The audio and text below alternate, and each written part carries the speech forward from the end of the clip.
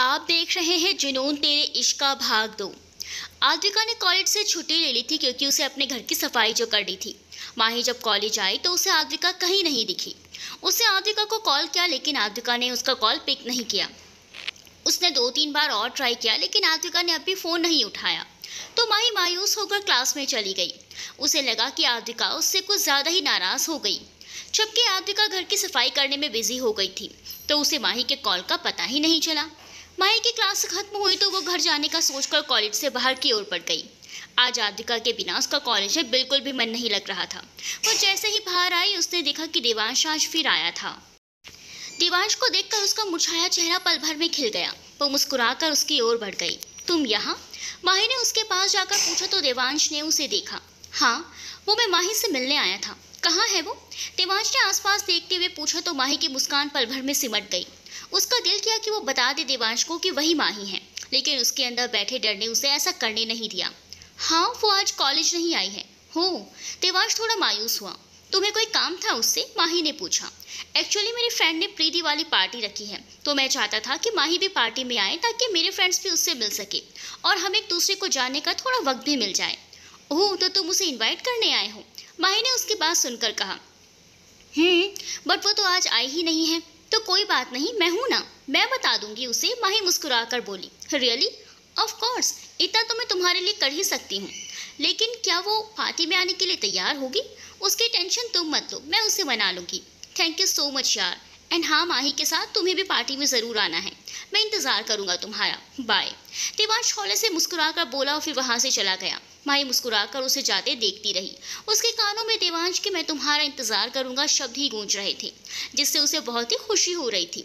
लेकिन फिर आद्विका का सोचकर उसकी मुस्कान थोड़ी फीकी पड़ गई। ओह गॉड, आद्विका तो मुझसे इतनी नाराज़ है कि मेरा फ़ोन तक नहीं उठाया उसने।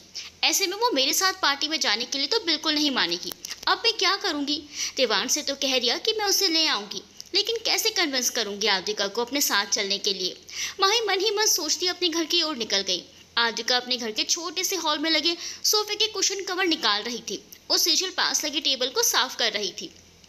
आद्विका की मम्मी अपने पति के लिए दुकान पर ले जाने के लिए किचन में टिफिन पैक कर रही थी। वो तीनों अपने अपने कामों में लगी हुई थी जब अचानक आद्विका के फ़ोन की आवाज़ उस शांत माहौल में गूंज उठी। लेकिन आद्विका ने अभी वही किया जो वो सुबह से कर रही थी। उसने फ़ोन की आवाज़ को बिल्कुल अनसुना कर दिया। ऐसा भी क्या आफत आ गई है? किसका फ़ोन आ रहा है बार बार? शोभा ने किचन से बाहर आते हुए खासे गुस्से में पूछा। वो परेशान हो गई थी सुबह से फ़ोन की आवाज़ सुन सुनकर। माही का है मम्मी, मैं अभी काम कर रही हूँ ना, बाद में बात कर लूँगी उससे। आद्विका ने कुशन निकालकर एक तरफ रखते हुए कहा। तब तक फ़ोन भी बजकर बंद हो गया। शोभा भी सर झटककर किचन में जाने को हुई तो फ़ोन एक बार फिर बज उठा। उसने घूर कर देखा आद्विका को तो वह मुँह बनाकर फ़ोन उठाने चली गई तो उससे कुछ दूरी पर ही पड़ा था।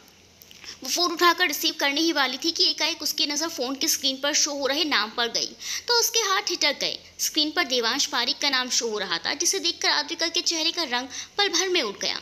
उसने घबराकर अपनी मम्मी को देखा तो वो उसे ही घूर रही थी। ये देख उसने हड़बड़ाकर फ़ोन पिक करके कान से लगा लिया।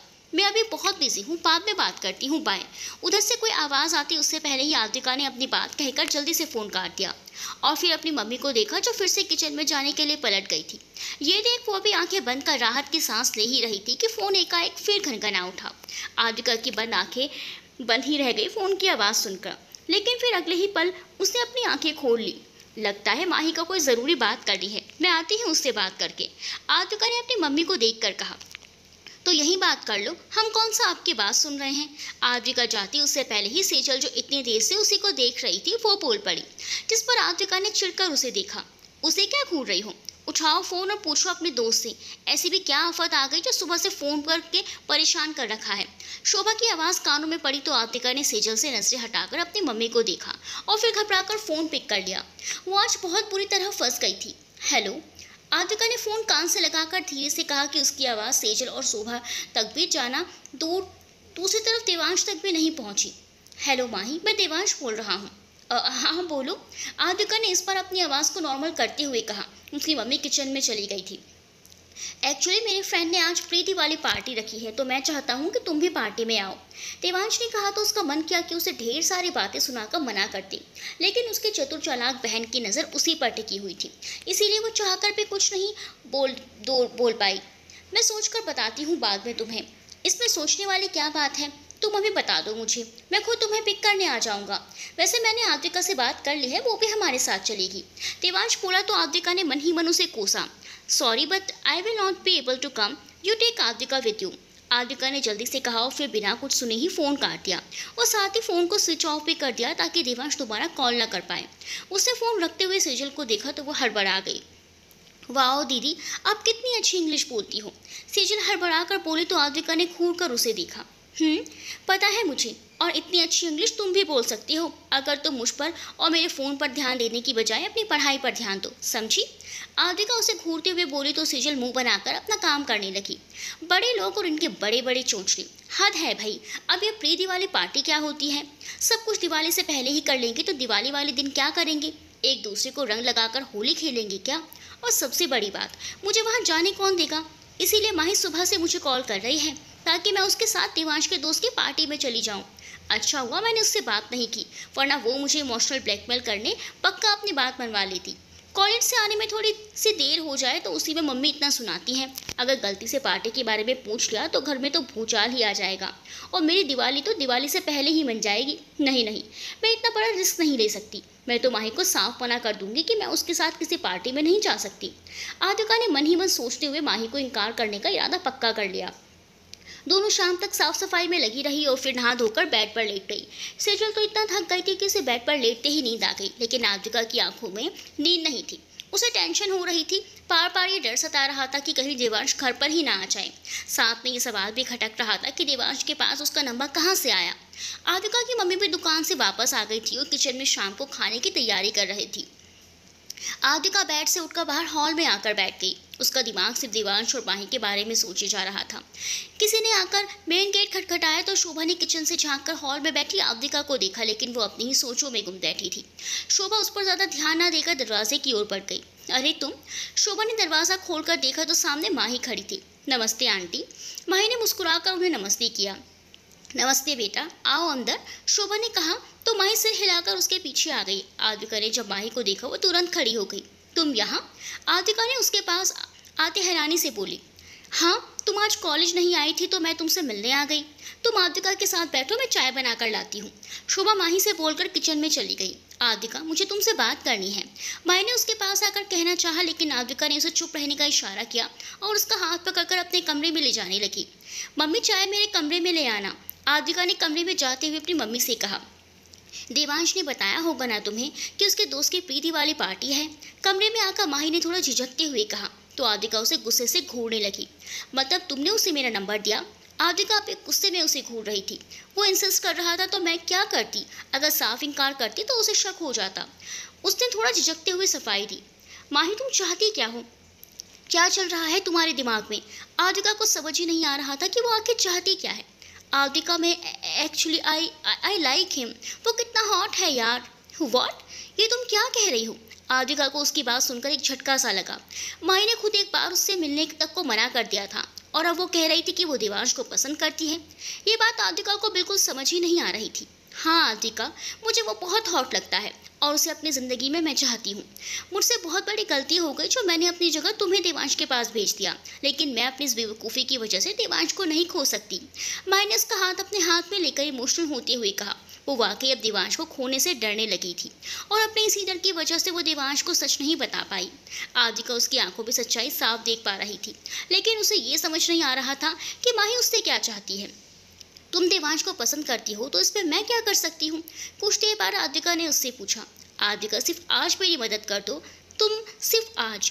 तुम अच्छे से जानती हो मेरी फैमिली को, मेरी मम्मी इस वक्त कहीं भी नहीं जाने देंगी, इसीलिए ऐसा कुछ भी नहीं करने को मत कहो जो मैं कर ना पाऊँ। आद्विका ने उसकी बात काट कर कहा। आद्विका, मैं बात करूँगी तुम्हारी मम्मी से। वो क्या बात करनी है मुझसे? माही की बात पूरी भी नहीं हुई थी कि वहाँ चाय लेकर आती शोभा ने पूछा। आद्विका ने घबराकर अपनी माँ को देखा। वो आंटी, क्या मैं आद्विका को कुछ देर के लिए अपने साथ ले जा सकती हूँ? माही ने शोभा के पास आकर पूछा तो वो सपाट चेहरे के साथ आद्विका को देखने लगी थी। आद्विका ने घबराकर गर्दन झुका ली। वो जानती थी उसकी मम्मी मना करेगी। एक्चुअली दिवाली की छुट्टियों में मुझे एक प्रोजेक्ट मिला है जो मैं अकेले नहीं कर पाऊँगी। मुझे आद्विका की हेल्प चाहिए होगी। आप प्लीज़ उसे थोड़ी देर के लिए मेरे घर जाने की परमिशन दे दीजिए ना। बुरा मत मानना, लेकिन आद्विका नहीं जा पाएगी। इसके पापा को पसंद नहीं आएगा इसका इतना लेट बाहर जाना। तुम्हें जो भी काम है तुम यहीं पर कर लो। शोभा की बात सुन माही परेशान हो गई। आंटी, बड़ा प्रोजेक्ट है, बहुत सामान लगेगा, मैं वो सब यहाँ नहीं ला सकती। प्लीज़ परमिशन दे दीजिए ना, मैं खुद आद्विका को वापस छोड़ जाऊंगी प्लीज़। माही ने फिर कोशिश की शोभा को मनाने की। उसकी बात पर शोभा कुछ बोलती है उससे पहले किसी ने दरवाज़ा खटखटाया तो वह बाहर चली गई। आद्विका और माही भी बाहर आ गई। आद्विका के पापा दुकान से वापस घर आ गए थे। माही ने उन्हें नमस्ते किया और तब तक आद्विका अपने पापा के लिए पानी ले आई। उसने पानी का ग्लास उन्हें थमाया तो वो पानी पीते हुए माही से इस वक्त घर आने का कारण पूछने लगे। अंकल, वो मुझे एक प्रोजेक्ट बनाना था आद्विका के साथ अपने घर पर। आप प्लीज़ उसे थोड़ी देर के लिए मेरे घर जाने की परमिशन दे दीजिए ना। माही ने हिम्मत कर आद्विका के पापा से कहा। उन्होंने भी इनकार किया। अंकल, बहुत बड़ा प्रोजेक्ट है, अभी से शुरू करेंगे तभी छुट्टियां खत्म होने तक पूरा हो पाएगा। प्लीज़ भेज दीजिए ना आद्विका को मेरे घर। मैं वादा करती हूँ कुछ घंटों में खुद छोड़ जाऊंगी इसे वापस। माही भी पक्का इरादा करके आई थी कि आद्विका को साथ लेकर ही जाएगी, इसीलिए पूरी कोशिश कर रही थी उन्हें मनाने की। अच्छा ठीक है, ज़्यादा देर ना हो, लेकिन इस बात का ख्याल रखना। आगे कुछ देर सोचने के बाद वो मान ही गए थे। माही के चेहरे पर खुशी छा गई, लेकिन आद्विका अभी भी थोड़ी उलझी हुई सी थी। चलो आद्विका, जल्दी से चलते हैं, तभी जल्दी फ्री हो पाएंगे। माही आद्विका के पास आकर बोले तो उसने अपने पापा को देखा। जाओ बेटा, लेकिन वक्त पर वापस आ जाना। उनके कहने पर वो सर हिलाकर अपने कमरे में चली गई। अपना बैग और फ़ोन लेकर वो फ़ौरन ही वापस आ गई थी। माही ने आद्विका के मम्मी पापा को नमस्ते किया और आद्विका का हाथ पकड़कर उसे जल्दी से घर से बाहर ले आई थी कि आद्विका के बड़े भाई धवल का ऑफिस से आने का वक्त हो चला था और वो आद्विका को हरगिज़ इजाज़त नहीं देता इतनी रात को घर से बाहर जाने की। वो दोनों जल्दी से कार में बैठी और माही के घर की ओर निकल पड़ी थी। मुझे ये सब कुछ ठीक नहीं लग रहा है माही, तो मुझे इन सब में कुछ ज़्यादा ही इन्वॉल्व करती जा रही हूँ, आद्विका ने परेशान होकर कहा। मजबूरी है आद्विका, वरना मैं कभी ऐसा ना करती। मैं जानती हूँ ये सब मेरी गलती है, लेकिन सिर्फ कुछ वक्त दे दो, मैं देवांश को सब क्लियरली बता दूंगी। माही ने उसके हाथ पर हाथ रखते हुए कहा तो आद्विका ने ठंडी सांस भरी। कुछ देर में वो दोनों माही के घर पर थी। माही अपनी मॉम को दिवाली पार्टी में जाने का बताकर आद्विका को अपने कमरे में ले आई। आद्विका अभी भी थोड़ी परेशान सी थी। उसने नहीं सोचा था बात यहाँ तक पहुँच जाएगी। आद्विका, प्लीज़ टेंशन मत लो यार, मैं रहूँगी ना तुम्हारे साथ। वादा करती हूँ तुम पर कोई मुसीबत नहीं आने दूंगी। देवांश को पसंद करती हूँ, लेकिन इतनी भी खुदगर्ज नहीं हूँ कि अपनी खुशी के लिए तुम्हें प्रॉब्लम में डालूंगी। वो उसे टेंशन फ्री रखने की पूरी कोशिश कर रही थी, लेकिन अंदर ही अंदर टेंशन तो उसे भी थी कि सच जानकर देवांश का क्या रिएक्शन होगा। मैं समझती हूँ, सिर्फ कहने को नहीं बोलती तुम्हें अपना दोस्त, मानती भी हूँ। आद्विका ने उसकी बात सुनकर कहा तो माही के चेहरे पर मुस्कान आ गई। चूंकि दिवाली पार्टी थी इसीलिए कुछ ट्रेडिशनल पहनना था, तो माही अपनी मॉम से तो पार्टी वेयर साड़ी लेकर आई थी। दोनों ने एक दो बार पहले भी कॉलेज फंक्शन में साड़ी पहनी थी, इसीलिए उन दोनों को उसे पहनने में ज़्यादा मुश्किल नहीं हुई। माही ने रेड कलर के सिल्क की सिंपल सी साड़ी पहनी थी, जिसके साथ वी शेप में डीप नेक स्लीवलेस ब्लाउज था। कानों में रेड कुंदन वाले टॉप्स पहने थे, बालों को थोड़ा कर्ली किया था, चेहरे पर न्यूड मेकअप किया था। वहीं आद्विका ने बॉट नेक फुल स्लीव्स ब्लाउज के साथ ब्लैक नेट की साड़ी पहनी थी, जिसके बॉर्डर पर थोड़ा सा सीक्वेंट वर्क था। कानों में सिल्वर कलर के लंबे इयररिंग्स पहनी थी, बालों को खुला छोड़ा था। होंठों पर पिंक लिप बाम और आंखों में काजल और लाइनर के अलावा उसने कोई मेकअप नहीं किया। दोनों बहुत प्यारी लग रही हो। रेनू ने उन दोनों को देखा और उनकी तारीफ की। दोनों वाकई बहुत प्यारी लग रही थी। वो दोनों रेनू की बात सुनकर मुस्कुराई। आखिर अपनी तारीफ किसे पसंद नहीं आती। थैंक्स मॉम, एंड अब हम चलते हैं, लेट हो रहा है। माही ने रेनू को साइड हक करते हुए कहा। ध्यान से जाना और खूब इंजॉय करना। रेनू ने भी प्यार से उसका गाल थपथपाया। वो जानती थी माही देवांश की एक फ्रेंड की प्री दिवाली पार्टी में जा रही है। उसे बताया था वहाँ उसे अनकंफर्टेबल फील ना हो, इसीलिए आद्विका को भी साथ ले जा रही थी और रेनू को भी इन सबसे कोई प्रॉब्लम नहीं थी। दोनों के बीच बहुत गहरी दोस्ती थी, ये वो समझती थी। वो दोनों घर से बाहर आई तो आद्विका के कदम ठिठक गए वहाँ देवांश को देखकर। उसने दो पल हैरानी से उसे देखा और फिर गुस्से से माही को घूरा। वो हमें नहीं पता ना, देवांश के दोस्त का घर तो उसी ने बोला था हमें पिक कर लेगा। माही ने कुछ हड़बड़ा कर सा जवाब दिया। आद्विका ने गहरी सांस लेकर खुद को शांत किया, क्योंकि देवांश उन दोनों को देख उन्हीं के पास आ रहा था। ब्लैक फॉर्मल शर्ट और ग्रे पैंट पहने वो बहुत हैंडसम लग रहा था। पास सलीके से सेट थे, हाथों में महंगे ब्रांडेड घड़ी थी। माही उसे देख मुस्कुराई। You both look gorgeous, Devansh के पास आकर सबसे पहले यही कहा। माही खुलकर मुस्कुराई, जबकि आद्विका ने होले से मुस्कुराकर सर हिलाया। चलो, ऑलरेडी लेट हो गए हैं। देवांश ने चलने का इशारा किया तो वो दोनों उसके पीछे पीछे कार तक आ गई। देवांश ने जेंटली आगे का डोर ओपन किया। आद्विका और माही ने एक पल को एक दूसरे को देखा। मुझे आगे बैठना पसंद नहीं है, मैं पीछे बैठूंगी, तुम आगे बैठ जाओ। आद्विका ने जल्दी से कहा और उतनी ही तेजी से पीछे का दरवाजा खोलकर अंदर बैठ गई। माही और देवांश ने हैरानी से पहले उसे देखा, फिर एक दूसरे को। देवांश ने होले से मुस्कुराकर उसे बैठने का इशारा किया। थैंक्स, माही ने मुस्कुराकर कहा और चुपचाप कार में बैठ गई। देवांश ने दरवाज़ा बंद किया और दूसरी तरफ ड्राइविंग सीट पर आकर बैठ गया। रास्ते पर माही और देवांश थोड़ी बहुत बातें करते रहे, जबकि आद्विका चुपचाप बैठी ही अपनी ही उलझनों में उलझी हुई थी। वो अपने परिवार से झूठ बोलकर इतनी रात को एक लड़के के साथ पार्टी में जा रही थी। वो बात उसे परेशान करने के साथ साथ बहुत डरा भी रही थी। अगर उसके घर पर इस बात की भनक भी लगी तो उसके लिए बहुत बड़ी मुसीबत खड़ी हो जाएगी। इस बात का अंदाज़ा था उसे। थोड़ी देर बाद देवांश ने एक फार्म हाउस के बाहर कार रोकी। पूरा फार्म हाउस लाइटों से चमचमा रहा था। आद्विका और माही कार से बाहर निकल आई। देवांश भी कार पार्क करके उनके पास आ गया। वो तीनों अंदर आए तो गेट पर उन्हें ही देवांश का दोस्त तन्मय मिल गया, जिसने पार्टी थ्रो की थी। तन्मय ने देवांश को गले लगाकर उसका वेलकम किया। वो तीनों अंदर आ गए, जहां पार्टी की अच्छी खासी रौनक जम गई थी। सब एक दूसरे में मशगूल थे। देवांश को देख उसके कुछ करीबी दोस्त उसके पास आ गए। जैसे आद्विका और माही किसी को नहीं जानती थी, वैसे ही वहाँ मौजूद वो सब भी आद्विका और माही को नहीं जानते थे। इसीलिए उन सब ने देवांश से सवाल किया कि पहले कभी उन्होंने देवांश को किसी लड़की के साथ नहीं देखा था। ये दोनों मेरे दोस्त हैं, आद्विका और माही। देवांश ने अपने दोस्तों से आद्विका और माही को इंट्रोड्यूस करवाया था, तो दोनों ने एक दूसरे को देखा। उन दोनों को बोला गया एक झूठ और उन दोनों की पहचान ही एक दूसरे के साथ बदल गई थी। आद्विका की आंखों में शिकायत थी। माही ने मासूम सा चेहरा बना लिया। देवांश अपने सारे दोस्तों से आद्विका और माही को मिलाने लगा।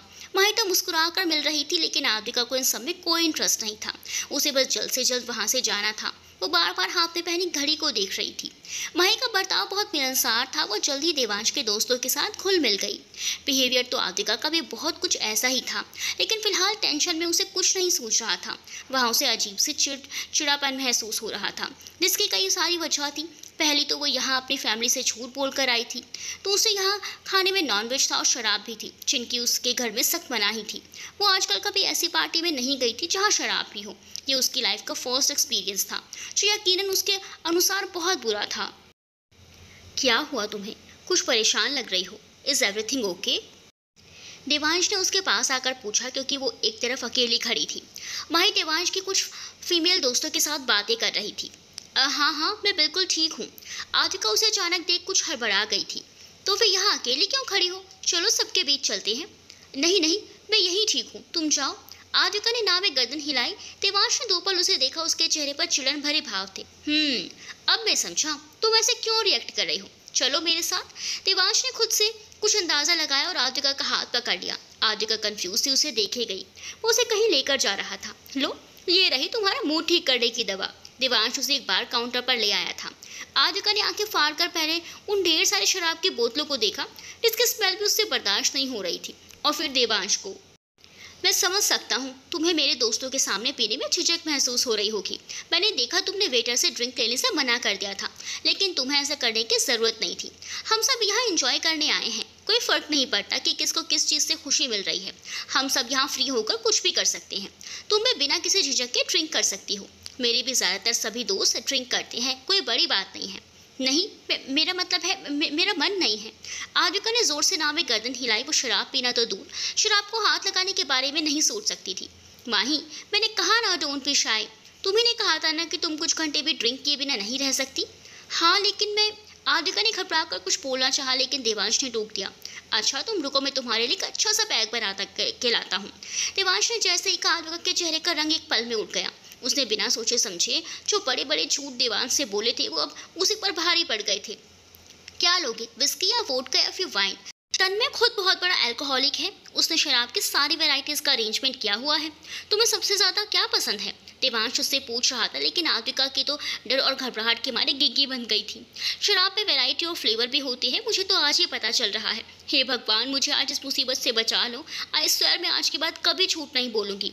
आपको 101 रुपये का प्रसाद चढ़ाऊँगी और इस माही से आज ही अपनी दोस्ती खत्म करूँगी। मुझे फंसाकर पता नहीं कहाँ चली गई ये लड़की। आद्विका का दिल बहुत बुरी तरह घबरा रहा था। वो अपने हाथों को आपस में उलझाकर मन ही मन इस मुसीबत से बचने की प्रार्थना कर रही थी, जबकि देवांश उसके जवाब के इंतजार पे उसे देख रहा था। क्या हुआ, कहाँ खो गई? देवांश ने उसके सामने चुटकी बजाई तो उसने हड़बड़ा कर उसे देखा। तभी देवांश का फ़ोन भी रिंग हुआ। उसके फ़ोन पर कोई मैसेज आया था। उसने मैसेज पढ़ा और फिर फ़ोन पॉकेट में रखकर आद्विका की ओर देखा। माही तुम। देवांश कुछ बोलने को हुआ लेकिन उससे पहले ही आद्विका बोल पड़ी। वो मुझे घर जाना है अभी इसी वक्त, वो हड़बड़ा कर बोली और उसी तरह वहाँ से चली गई। देवांश हैरानी से उसे जाता देखता रहा। क्या हुआ, ये माही कहाँ गई? माही ने आद्विका को बाहर जाते देखा तो उसने जल्दी से देवांश से आकर पूछा। पता नहीं क्या हुआ, अचानक कहने लगी घर जाना है। देवांश खुद कंफ्यूज था। माही ने उसकी बात सुनी तो घबराकर आद्विका के पीछे गई। देवांश भी जाने लगा था लेकिन उसके एक दोस्त ने उसे रोक लिया। माही आद्विका को ढूंढते हुए जल्दी से बाहर आई तो उसने देखा कि आद्विका मेन गेट की तरफ जा रही थी। वो जल्दी से उसके पीछे गई। आद्विका, आद्विका यार प्लीज एक बार मेरी बात तो सुनो। वो मुझे शराब पीने को बोल रहा था, बड़ी मुश्किल से बचकर आई हूँ। तुम्हें अंदाजा भी है, कुछ हमारे घर में तो शराब को हाथ लगाना पाप समझा जाता है, और यहाँ में। आद्विका यार। माही ने उसके कंधे पर हाथ रखकर कुछ बोलना चाहा तो आद्विका ने टोक दिया। मैं ना सच बता रही हूँ माही, तुम जो ये सब कुछ मुझ मासूम से करवा रही हो ना, इसकी वजह से मैं एक दिन अपने ही घर से बेदखल हो जाऊंगी, सड़कों पर सोना पड़ेगा मुझे। वो रुआसी होकर बोली। ऐसा कुछ नहीं होगा, तुम ज़्यादा सोच रही हो। और रही बात देवांश की, तो उसे तुम्हें ड्रिंक करने को इसीलिए कहा क्योंकि फर्स्ट टाइम मीटिंग में तुम्हें ने उससे कहा था कि तुम शराब पीती हो। फिर इसमें उस बेचारे की क्या गलती? ये बढ़िया है, तुम्हें मैं गलत और वो सही नज़र आ रहा है। चंद दिनों में ही दोस्त को भूल गई और वो देवांश तुम्हें बेचारा लग रहा है। जिस तरह वो मुझे शराब की वैरायटी बता रहा था, मुझे पूरा यकीन है कि वो एक नंबर का नशेड़ी है। आद्विका चिढ़कर बोली। माही ने कुछ कहना चाहा लेकिन तभी उन दोनों के कानों में आवाज़ पड़ी। किसी की बात कर रही हो तुम? देवांश की आई आवाज़ से माही के साथ आद्विका भी चौंक गई। उन दोनों ने घबराकर देवांश की ओर देखा। वो उन दोनों को ही पास आ रहा था। उसने आद्विका की आखिरी बात सुनी थी लेकिन वो भी शायद ढंग से नहीं। तभी उसने पूछा। गर्ल्स टॉक, कुछ पर्सनल बातें कर रहे थे। आद्विका की जगह माही ने जवाब दिया। ओके, लेकिन माही तुम अचानक ऐसे क्यों आई? देवांश ने फिर से आद्विका से सवाल किया। वो इसे अंदर घबराहट हो रही थी। फिर से आद्विका की जगह माही बोली। आद्विका फिलहाल कुछ बोलने की हालत में ही नहीं थी। उसका दिमाग कुछ ब्लैंक आउट सा हो गया था। ऐसा लग रहा था मानो खुद के झूठ पे खुद ही फंस गई। घबराहट? लेकिन घबराहट क्यों? देवांश हैरान हुआ। वो आद्विका की जगह माही एक बार फिर बोलने को हुई तो इस बार देवांश ने टोक दिया। आद्विका प्लीज माही को बोलने दो। देवांश ने हाथ के इशारे से कहा तो माही ने बेचारगी से आद्विका को देखा। अचानक कभी कभी मेरे साथ ऐसा हो जाता है, आसपास मौजूद लोगों से घबराहट होने लगती है। मैं इसी के लिए बाहर ताज़ी हवा में सांस लेने आई थी। आद्विका ने आखिर अपनी नाराज़गी दरकिनार करते हुए बात संभाल ली थी। कुछ भी था, माही उसकी दोस्त थी, उसकी बहुत अच्छी दोस्त। हो, आप तो ठीक हो ना तुम? देवांश के सवाल पर उसने तुरंत गर्दन हाँ में हिलाई। वो तीनों वापस अंदर आ गए। आद्विका का मुंह थोड़ा उखड़ा हुआ था। इस बात से माही उसके साथ थी। देवांश अपने दोस्तों के साथ, उसके कुछ दोस्त डांस कर रही थी। आद्विका और माही वही देख रहे थे जब माही आद्विका का हाथ पकड़कर उसे खाने के टेबल के पास ले आई। खाना खाकर चलते हैं घर। देवांश बिना खाने खाए नहीं जाने देगा। माही को उससे परेशान देख अच्छा नहीं लग रहा था, इसीलिए उसने ये बात कही। आद्विका उसकी बात मानकर चुपचाप खाना खाने बैठ गई कि अब वाकई काफ़ी लेट हो गया था। देवांश के कुछ दोस्त भी उन दोनों के साथ बैठ गए। वो सब खाना खा रहे थे जब अचानक आद्विका का फ़ोन बजा। उसने देखा शोभा की कॉल आ रही थी। वो एकदम से घबरा कर उठी तो कुछ की नजरें भी उस पर गई। एक्सक्यूज़ मी, उसने संभल कर कहा और फिर तेज़ तेज़ कदमों से जितना दूर हो सकता था उतना दूर आ गई क्योंकि अंदर म्यूज़िक बज रहा था। वो फार्म हाउस के बाहर तक आ गई। तब तक फ़ोन रिंग होकर बंद हो गया। तेज़ तेज़ चलने की वजह से उसकी सांसें फूल गई थी। वो गहरी सांसें लेकर खुद को शांत कर रही थी जब एक बार फिर फ़ोन बजा। इस बार उसने फ़ोन पिक किया। घर आने का इरादा भी है या दोस्त के घर ही रुकना है? 2 घंटे का बोलकर गई थी और अब वक्त देखो क्या हो रहा है। आद्विका के फ़ोन उठाते ही उसकी मम्मी ने उसे लताड़ा। मैं बस अभी आ रही थी मम्मी, आद्विका धीरे से बोली। ये गाने की आवाज़ें कहाँ से आ रही हैं? 2 पल शांत होने के बाद शोभा ने पूछा क्योंकि गाने की धीमी सी आवाज़ उसके कानों तक पहुँच रही थी। मेरी मम्मी को हाउस वाइफ नहीं पुलिस में होना चाहिए था। सामने वाले को अपने सवालों से ही सरेंडर करने पर मजबूर कर देती है। आद्विका ने कसकर आंखें मीचते हुए मन में कहा। अब वो मम्मी माही के घर के पास एक पार्टी है, वहीं से आ रही है। आद्विका जितना खुद को नॉर्मल रख सकती थी उसने खुद को उतना नॉर्मल रखते हुए कहा क्योंकि शोभा को थोड़ा भी शक होता तो उसकी खैर नहीं थी। ठीक है, वहीं रुको, धवल को भेजती हूँ तुम्हें लेने के लिए। शोभा कहकर फ़ोन रखने को हुई तो आद्विका ने ज़ोर से नहीं बोला। मेरा मतलब है भैया को क्यों परेशान कर रही हो मम्मी? माही ने कहा है कि वो मुझे खुद ड्रॉप कर देगी। हम दोनों बस अभी निकल ही रहे हैं। ठीक है, जल्दी आओ, तुम्हारे पापा भी पूछ रहे थे। ठीक है मम्मी, बाय। आद्विका ने फ़ोन रखा और वापस माही के पास आ गई। खाना खाने के बाद वो दोनों देवांश के साथ घर के लिए निकल गई। तब मैंने सब गेस्ट्स को रिटर्न गिफ्ट भी दिए थे। देवांश ने गाड़ी माही के घर के आगे रोकी तो आद्विका जल्दी से उतर गई। माही ने देवांश को थैंक्स कहा और फिर वो भी बाहर आ गई। थैंक्स मेरे साथ पार्टी में आने के लिए। उम्मीद है तुम दोनों को अच्छा लगा होगा। देवांश ने बाहर आकर उन दोनों से कहा। माही ने मुस्कुराकर हामी भरी। देवांश उन दोनों को बाय बोलकर वहां से चला गया। उसके जाते ही आदिका ने चैन की सांस ली। अब चलो जल्दी, मेरी मम्मी का कई बार फोन आ गया है। आदिका उसका हाथ पकड़कर अंदर ले जाते हुए बोले। आ गई तुम दोनों, कैसी रही पार्टी, एंजॉय किया या नहीं? अंदर रेनू उन्हें मिल गई, शायद उन दोनों के ही आने का इंतजार कर रही थी। हाँ मॉम, पार्टी अच्छी थी, बाकी मैं आपको बाद में बताऊंगी, अभी मुझे आदिका को उनके घर तक छोड़ के जाना है। माही एक ही सांस में बोली और आदिका को लिए अपने कमरे में आ गई। दोनों ने फटाफट कपड़े बदले और ड्राइवर के साथ आदिका के घर के लिए निकल गई थी। तन्मय ने जो गिफ्ट दिया था वो उसने माही के पास ही छोड़ दिया था। अब तक नाराज हो? आदिका को चुप देखकर माही ने पूछा। आदिका ने हौले से मुस्कुराकर नाव में गर्दन हिलाई। वो समझती थी माही भी ये सब नहीं चाहती थी। अंदाजा तो उन दोनों को ही नहीं था कि अपने बोले गए झूठ में वो दोनों ऐसी उलझेगी कि उसके बाद कई झूठ बोलने पड़ेंगे। जो भी था वो सारा दोष माही पर नहीं डाल सकती थी, गलती उसकी भी थी, उसने झूठ बोला था। मैं कल ही देवांश को बता दूंगी कि मैं माही हूँ और तुम आदिका हो। पता है बचपन में वो बहुत एरोगेंट सा था, अपने अलावा किसी को कुछ समझता ही नहीं था, सब पर अपना रौब झाड़ता था, इसीलिए तब मैं उसे पसंद नहीं करती थी। लेकिन अब तो वो बिल्कुल ही बदल गया है, बहुत समझदार हो गया है। शायद वो सिर्फ उसका बचपना था और अब वो काफ़ी मैच्योर है, हर सिचुएशन को समझ सकता है। मुझे यकीन है वो मेरी सिचुएशन समझेगा। मैं उसे सच बताकर माफ़ी मांग लूँगी, देखते हैं उसका क्या रिएक्शन होता है। फिक्र मत करो, मुझे भी पूरा यकीन है वो तुम्हें समझेगा और तुम्हारी शादी भी उसी से होगी। आखिर उसकी मम्मी ने तुम्हें अपनी बहू बनाने का पूरा मंचो बना रखा है। आखिर की बात आदिका ने कुछ शरारत से कही तो माही के चेहरे पर मुस्कान आ गई। कुछ भी बोलती हो तुम, उसने कहते हुए अपनी मुस्कान समेटी। अरे सच में, पता है मेरी मम्मी और आसपास की औरतें बोलती हैं कि अगर शादी के बाद सास बहू के फेवर में हो तो लाइफ की आधे से ज़्यादा टेंशन तो अपने आप ही खत्म हो जाती है। आदिका की बात सुनकर माही के चेहरे पर गहरी मुस्कान आ गई। देवांश की माँ से वो काफ़ी बार मिली थी और उनका बर्ताव उसके साथ बहुत अच्छा था। कुछ देर में वो दोनों आदिका के घर के बाहर थी। आदिका ने दरवाज़ा खटखटाया तो गेट उसकी मम्मी ने खोला। माही थोड़ी देर वहाँ रुककर चली गई। आदिका अपने कमरे में आ गई। शोभा के अलावा बाकी सब सो चुके थे। आदिका ने एक नज़र सोती हुई सेजल पर डाली और कपड़े बदलने चली गई। अगले दिन आदिका अपनी मम्मी के साथ दिवाली की शॉपिंग करने मार्केट चली गई। माही का उसके पास कॉल नहीं आया, वो भी सारा दिन बिजी रहने के कारण उसे देवांश को सच बताने के बारे में पूछ नहीं पाई। दूसरी तरफ रेनू ने देवांश की फैमिली को दिवाली पर अपने घर इनवाइट किया था। माही को जब इस बारे में पता चला तो वो पहले तो बहुत परेशान हो गई, लेकिन फिर उसने सोचा कि वो उसी दिन देवांश को बता देगी कि वही माही है। आगे जो भी हो देवांश का फैसला हो, उसे मंजूर होगा। दिवाली से 2 दिन पहले आदिका के घर उसकी मासी का लड़का हितेन आ गया। वो दूसरे शहर में रहता था, वहाँ दिवाली की छुट्टियों में आ गया था। आदिका का हम उम्र था, इसीलिए आदिका की उससे ठीक ठाक बनती थी। हितेन के आने से आदिका काफ़ी खुश भी थी। बाकी सबको भी अच्छा लग रहा था कि त्योहार के वक्त मेहमान आ जाए तो खुशियाँ और बढ़ जाती हैं। आदिका, चलना बाहर घूमने चलते हैं, दिवाली का टाइम है, मार्केट में काफ़ी रौनक होगी। हितेन ने रात के खाने के बाद आदिका के कमरे में आकर कहा। मैं तो चल लूँगी, लेकिन तुम पहले जाकर मम्मी पापा से पूछाओ, इतनी रात को वो हमें जाने नहीं देंगे। आदिका ने ना हाँ बोला और ना ही ना। ठीक है तो तैयार रहना, मैं मासी से पूछ कर आता हूँ। वो बोलकर बाहर जाने लगा तो आदिका ने टोका। अरे अरे सुनो, मम्मी से पूछकर धवल भैया को ज़रूर मना लेना, उनकी बाइक पर जाएंगे, बहुत मज़ा आएगा। आदिका खुश होकर बोली तो हितेन हंस दिया। मुझसे ज़्यादा तो तू एक्साइटेड लग रही है, उसने उसके माथे पर टैप करते हुए कहा और बाहर चला गया। आदिका खुश होकर गोल गोल घूमने लगी।